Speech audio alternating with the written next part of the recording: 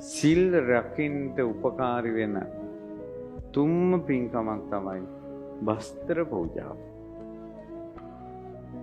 මොකද සිල් කැඩෙන්නේ ඉන්ද්‍රිය සංවරය. ඉන්ද්‍රිය සංවරය කියලා කියන්නේ ඇහැ ලෝකෙට විවෘත කරනවා. හැබැයි පේන රූප ෆිල්ටර් කරන්නේ නැහැ. ඇහැ ලෝකෙට විවෘතයි ෆිල්ටර් කරන්නේ නැහැ. මොකද්ද ෆිල්ටර් කරනවා කියන්නේ? පේන හැම රූපයක්ම බලන්න එයා සූදානම් නොවිය යුතුයි. යම් රූපයක් බලද්දී හිත ඇවිස්සෙනවා නම් රාගෙන් හරි ද්වේෂයෙන් හරි අමනාපෙන් හරි ලෝභයෙන් හරි ඇවිස්සෙනවා නම් එයා ඒකෙන් ඇහැ වහන්නට ඕන. ඇහැ බේර ගන්න ඕන. ඒකට තමයි ඉන්ද්‍රිය සංවරය කියන්නේ. කන ලෝකෙට විවෘත කරනකොට ඇහෙන ශබ්ද වලින් හිත ඇවිස්සෙනවා නම් රාගය උපදිනවා නම් තරහ උපදිනවා නම් ලෝභය උපදිනවා නම් එවැනි ශබ්ද වලින් කන පරිස්සම් කර ගන්න ඕනේ. ඒකට තමයි ඉන්ද්‍රිය සංවරය කියන්නේ. නාසයෙන් විඳින ගඳ සුවඳ, දිවෙන් විඳින රසය, කයින් විඳින පහස. යම් පහසක් දැනෙනකොට රාගයෙන් හරි ආශාවෙන් හරි ද්වේෂයෙන් හරි හිත කැළඹෙනවා නම් එවැනි පහසවල් වලින් කය පරිස්සම් කර ගන්න ඕනේ.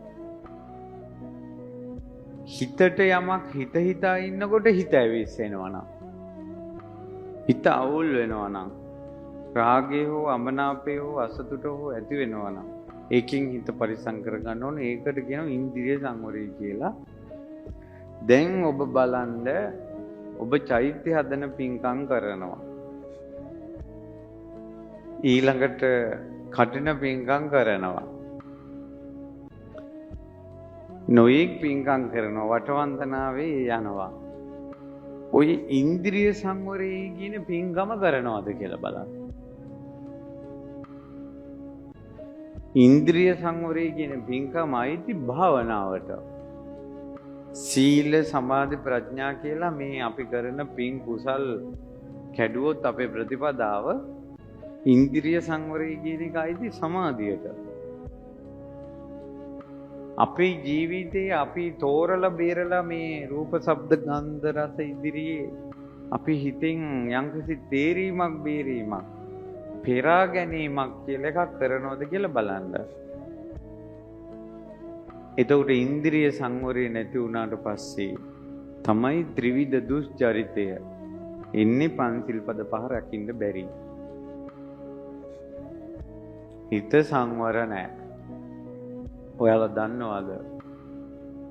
ඉන්ද්‍රිය සංවරය කියන එක සංසාරේ සංස්කාරයක් විදිහට මතුවෙන්නේ වස්ත්‍ර පූජා කරලා තිබ්බොත්.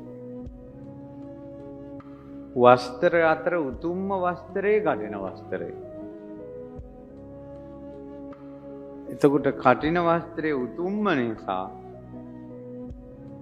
ඒ කටිනේ පූජා කිරීමෙන් උතුම්ම ඉන්ද්‍රිය සංවරයට එනවා. මේ පින්කම් වලදී ප්‍රාර්ථනා කළ යුතු දෙයක් මට සිල් රකින්න උපකාරී වේවා. ඊළඟට මට ඉන්ද්‍රිය සංවරය කරන්න උපකාරී වේවා කියලා.